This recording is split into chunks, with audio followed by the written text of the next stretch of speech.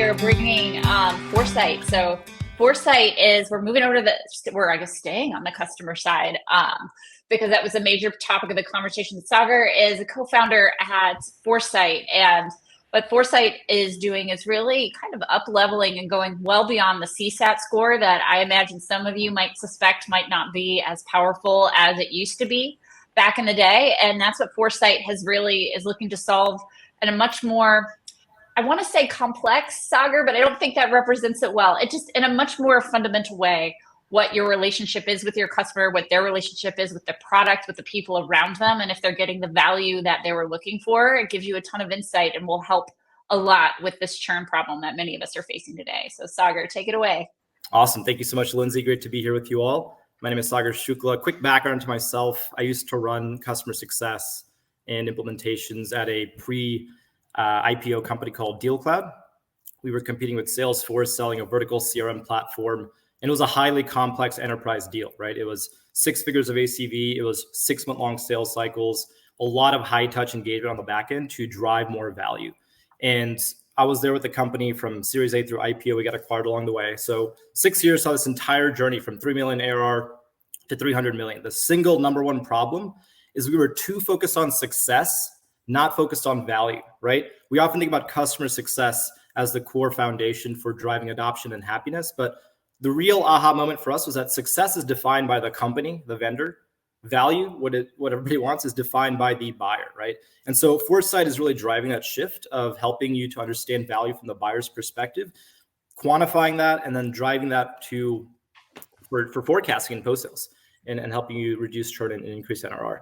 So we work with companies that are in that enterprise segment, 5, 10 million plus ARR companies. You've got 25, 50K average contract value deals, and we're really helping you to scale out your strategic engagement and reduce churn and increase NRR. So let me show you a quick couple slides here on the framing of what we're doing, and then I'll show you the demo. Can you all see the screen? We can. Okay, perfect. I can't see myself here, so just making sure. Cool. So Foresight, as I said, forecasting post-sales is fundamentally broken. And the reason we feel that is because CSMs are doing a lot of hard work of having to manage complex relationships and have the pressure from their CEO saying, who's going to stay this quarter? Who's going to go? Who's going to grow, right? What's going to happen? They're doing this sitting on a 2-legged stool. It's wobbly and it's difficult to do this. The first leg is product usage, right? You are assuming how well your customer is using your product through tools like Pendo and Gainsight. It's a critical piece of the solution. And oftentimes that'll be green. Okay, great. People are using your product. They logged in 6 times last week and they spent an hour on the product. The next piece is sentiment, relationship score, right? Does my customer like me? CSMs are often assuming what the relationship is like because that's a key part of the current health score calculations. And that can also be green. But here's the issue, right? These are both assumptions I'm making about my customer. I'm looking inside out from the company to the buyer.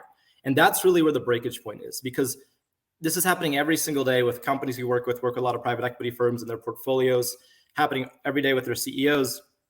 These indicators are green. CSM goes into that meeting for that renewal 6 months before renewal, expecting everything to be great and dandy. Guess what happens, right? They fall off the stool because the customer is just not getting value and they churn like that. And that's really, really critical. So that's a problem that we solve. And the third and missing leg of the stool, as you can guess, is Foresight. And we call this value AI, right? So we take the outside in perspective. We go to the customers, measure objectively. What is your perception of value? Is the solution driving your business outcomes? How well? Let's quantify that. Let's turn that into a real health score that is customer self-reported, and then arm the CSM, the CEO, to forecast that, give VPs of CS and CCOs a visibility into if they're going to hit their target or not, and then ultimately report that back up to the board, right? Because we're all seeing this. It's pretty sad, but CS is getting hit left and right now because they're having a hard time justifying their value, right? It's really difficult. It's not like sales where you have to generate 10 million in new pipe this year. CS has 20 things to do. What we're trying to help them do is to isolate and prioritize which actions are really going to move the needle. All right. Any initial questions there before I move on? Tell us more how it works. All right. The concept makes sense, but curious how it's operationalized. Let's do it.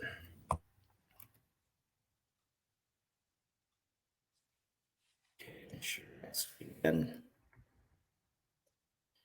All right, so I'm going to show you I'm going to share the right screen here.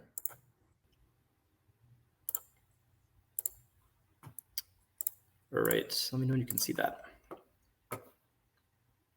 We got it. Good. All right, great. So the fundamental tool that we use to do this is something called a value assessment.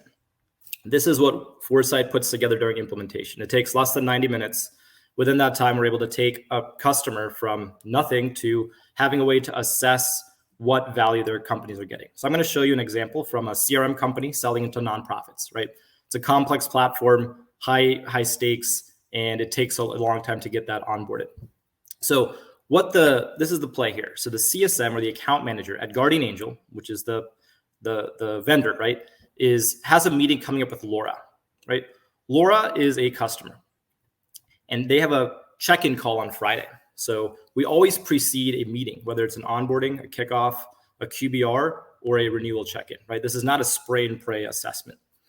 And so I send this to Laura in an email, and I have verbiage that Foresight sends me. It says, Laura, I want to make the most of our time on Friday. I don't want to waste your time.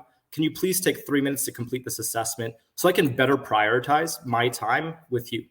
We get a 75% response rate on this. It's amazing. It drives our whole business. We've done this 4,000 times across a number of industries, fintech, cybersecurity, compliance tech, and consistently get that engagement because buyers want to be engaged this way, right? They don't want their time wasted. They've had their time wasted plenty.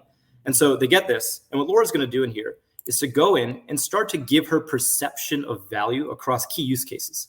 So the tabs across the top and the use cases below is what we implement during our implementation.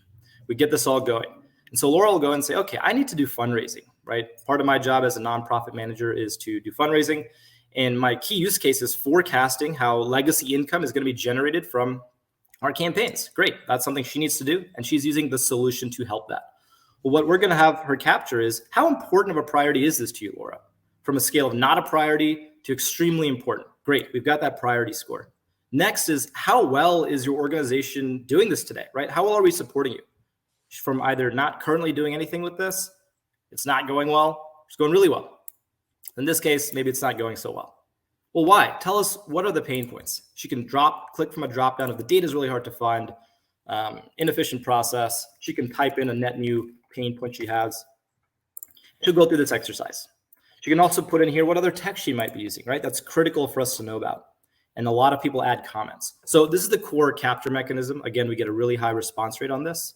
And the key driver for this is we turn this into action, right? So here's the next part about Foresight.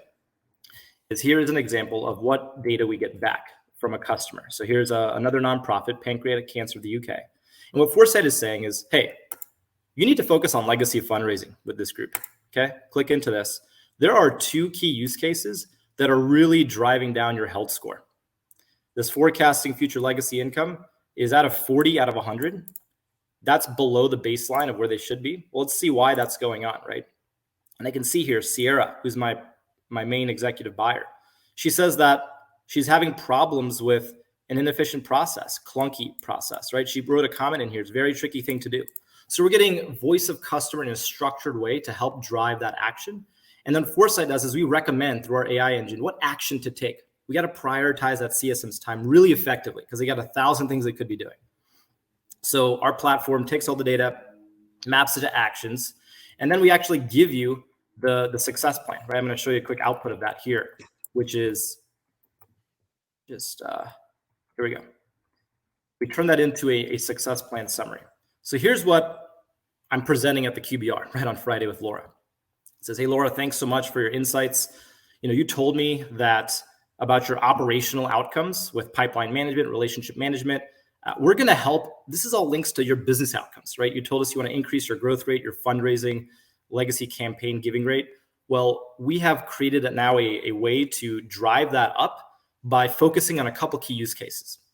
So that's really what Foresight does, is we capture what the customer cares about, their business outcomes, map it to the use cases the solution supports, and arm the CSM with actions they can take to increase the value of those use cases.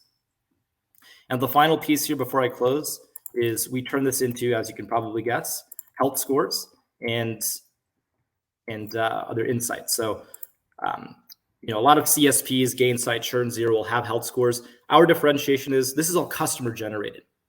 It's a much more higher, robust, high fidelity score than NPS or CSAT because you can actually take action on it. And then we integrate this with Salesforce. If you have Gainsight, we'll integrate it with your existing solutions and ensure that you now have the customer outside-in perspective. So I'll pause there. I know we're getting into the time here, so happy to take questions and talk about anything else. Yeah, Sagar, thank you so much. I love it. Karth, if you want to